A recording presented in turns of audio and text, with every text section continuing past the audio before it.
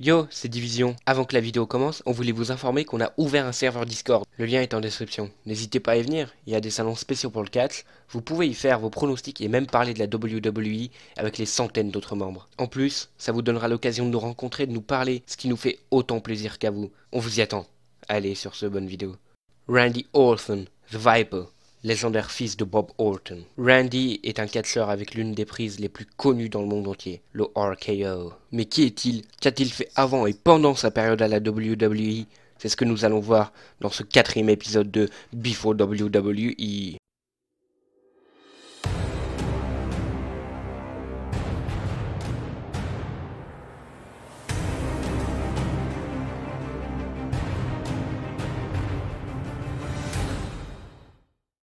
Randy Keith Orton, plus connu sous le nom de Randy Orton, est un catcheur né à Knoxville, dans l'état du Tennessee. Au lycée, il s'engage et rejoint le premier bataillon basé à Camp Pendleton. Au final, il s'en lassera et quittera son service militaire. Quitter l'armée n'était pas si facile. Il fera d'abord semblant de se blesser, mais cela ne marchera pas. Il désertera le 14 février 1999. Après 85 jours d'attente, et contrairement à ce qu'il pensait, aucun militaire ne vient le chercher.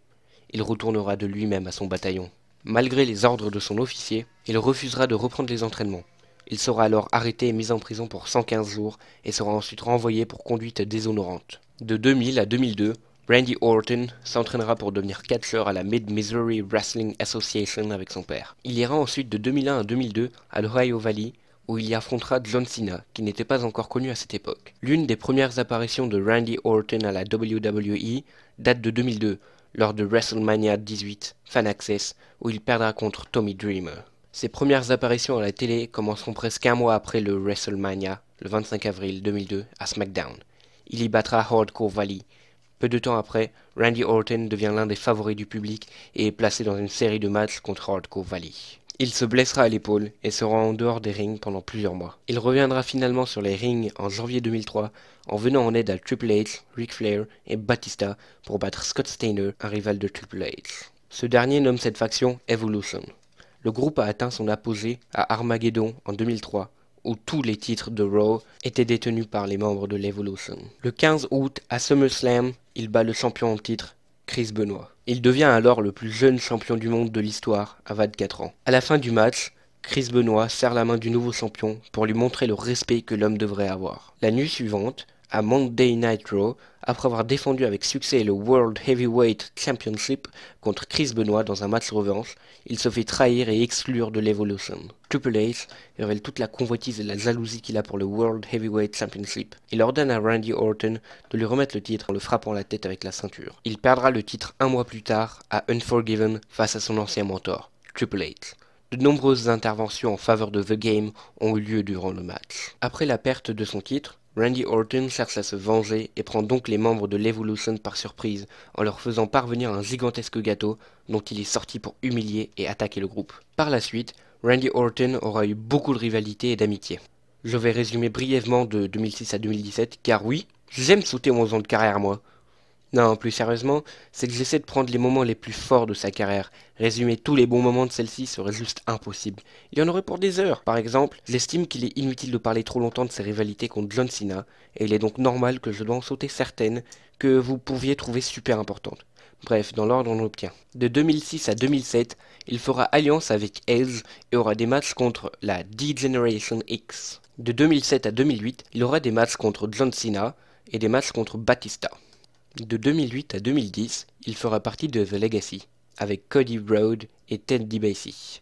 Il aura beaucoup de matchs contre John Cena ou encore Batista, et contre plein d'autres catcheurs. De 2010 à 2011, il sera principalement champion de la WWE et aura des rivalités avec la Nexus. De 2011 à 2012, il aura principalement des rivalités contre Mark Henry et Wade Barrett.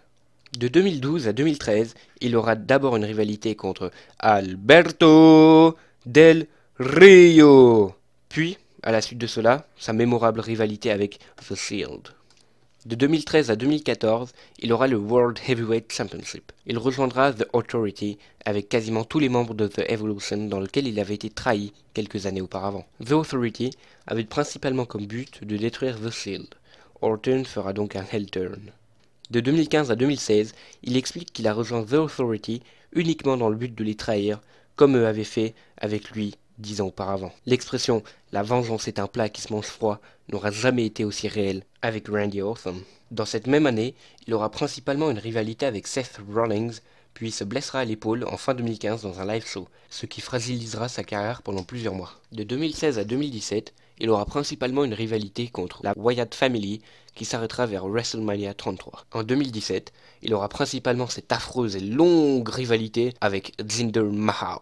Aux alentours de SummerSlam 2017, il aura une rivalité avec Rusev. En automne 2017, il fera une alliance et une rivalité avec Shinsuke Nakamura et aura une rivalité contre Kevin Owens et Sami Zayn. Début 2018, il aura principalement eu une rivalité contre Bobby Roode et actuellement, il a une rivalité contre Jeff Hardy pour le United States Championship. J'aimerais aussi rappeler son légendaire match contre Mick Foley où Randy va se prendre des punaises dans le dos. Ça doit faire mal ça.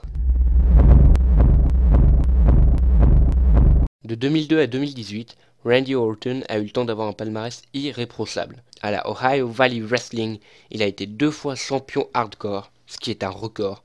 À la World Wrestling Entertainment, il a été 9 fois champion de la WWE, 4 fois champion du monde de poids lourd.